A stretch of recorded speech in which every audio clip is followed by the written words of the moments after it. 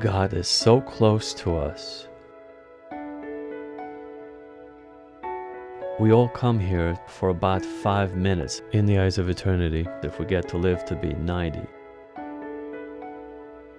And if we're over 40 at the time of listening to this message, we only have but a few breaths left on this planet. So let's use our time more wisely now that we're aware of this mystery. Let's focus more on the things of beauty. Let's focus on agape love.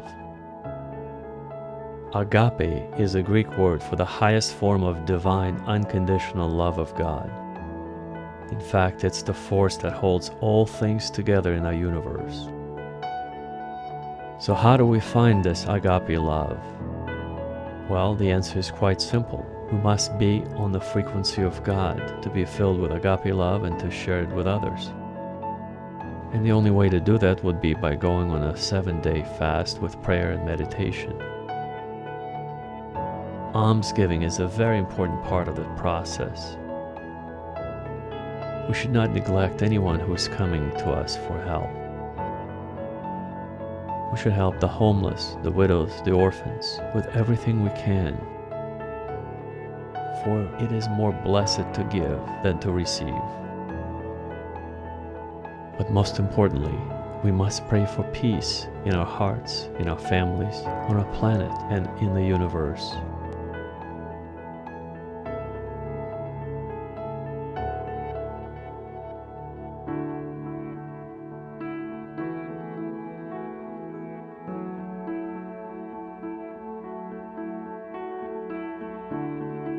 You have a very unique perspective on the state of affairs with Mother Nature, with our state of spirituality on our planet.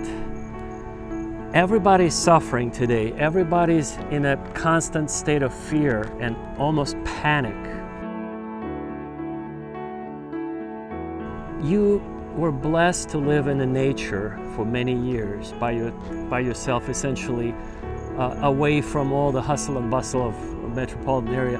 What would you say, because of your closeness with nature, if we could hear the language of the trees and Mother Nature, what is she trying to tell us if we could put it in a human format? Slow down, listen, just that. Pay attention and feel the other life on this planet around us, including each other. The Native Americans had a way of saying that the further our feet are separated from the earth, the further we start to separate from each other and from all the creatures on this planet. We've lost touch with being a part of this, of life, and we've made ourselves so distant and separate and out of balance because of this, that we need to find our way back to being connected again, being part of life in a good way rather than the distorted way that we've been living it. Martin, do you feel sometimes that language, do you audibly hear it, or do you feel it metaphorically, that Mother Nature is communicating to you when you're at your property and you're sitting in your patio and you're meditating and contemplating the future, or just connecting with nature? I think the spirit world and our higher self, nature, talks to us through our feelings. This is the gift of what our feelings really are. Our feelings are how we receive messages, how we gather our intuition, how we know things that we can't know otherwise. It's through our feelings.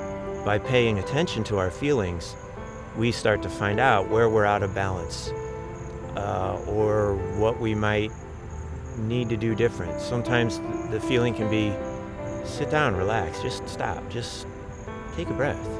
You know, sometimes it might be, I need to move, I need to go do something, or I need to call my friend, or I need to, for some reason, go to this store that I don't normally go to, but, you know, it's hard to say, but it doesn't come in words we hear with our ears, and it doesn't come to our brain that we hear with thoughts. Our thoughts tend to be pretty distracting to us. It comes in a quieter intuitive form, through our feelings usually. You know, you just have to learn how to interpret feelings that are messages from a part of yourself versus feelings that are just your personality throwing a temper tantrum. Martin, do you feel more connected with nature living at your property in the nature versus if you lived in a big metropolitan area? That's where you were originally from. Is there a big difference living where you live? There is for me, because I'm at a place where I want to perceive nature on more and more subtle levels. So I'll sit out there and I enjoy listening to it snow. I enjoy feeling the music of the wind as it blows through the trees, and I hear a whole symphony. But this is very, very subtle. But getting away from the noise of traffic and sirens and things like that is conducive to what I choose to do. However, you can connect with nature no matter where you live, even if you live on a high rise and all you have is a little balcony or the streets around. You know, you look at the canyons in New York and you think, how could you possibly connect with nature there? But you can. Nature's all around. For those who choose to live in a city,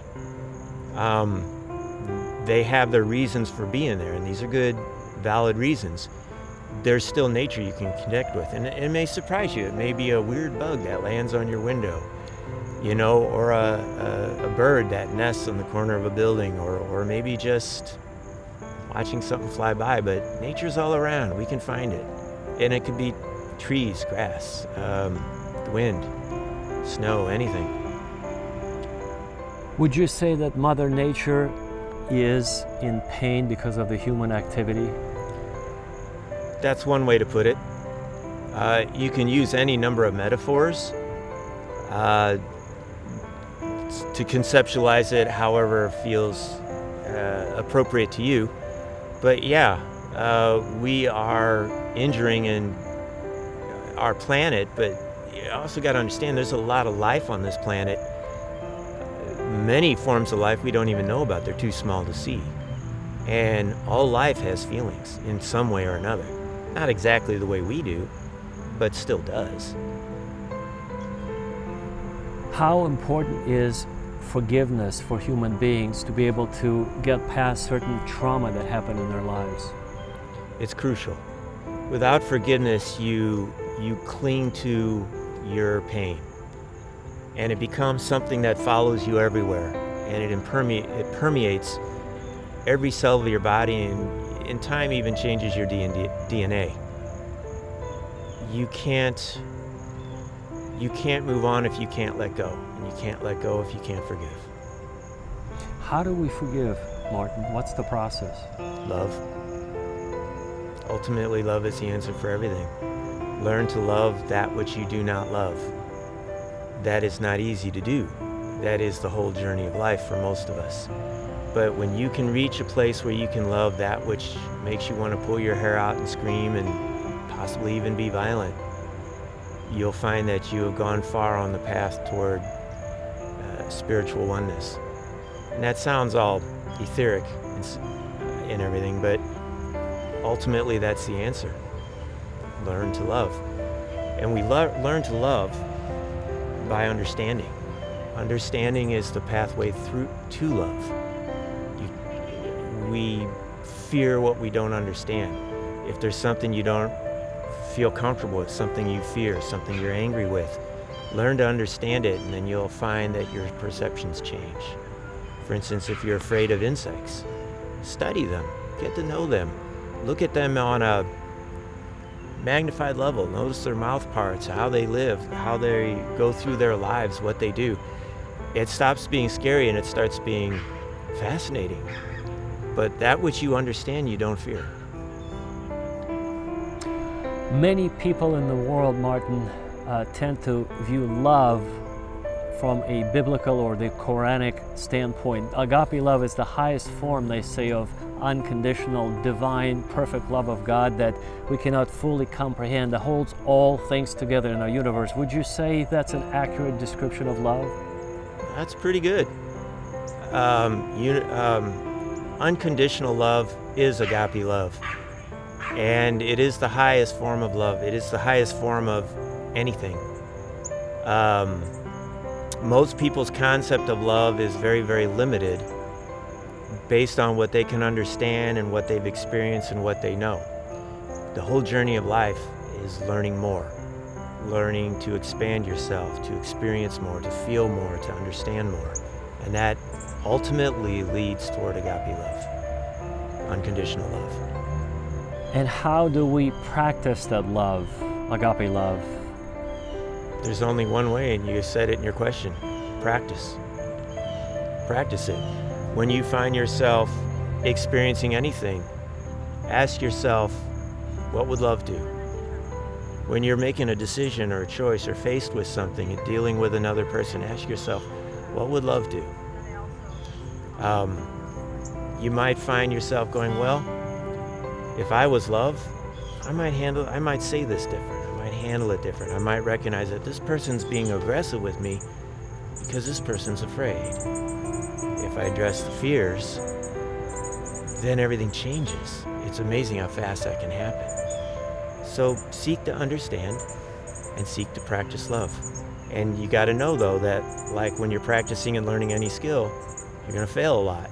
You're going to go, dope. All right, next time I'll do it better. I'll try again. Dude, just keep trying.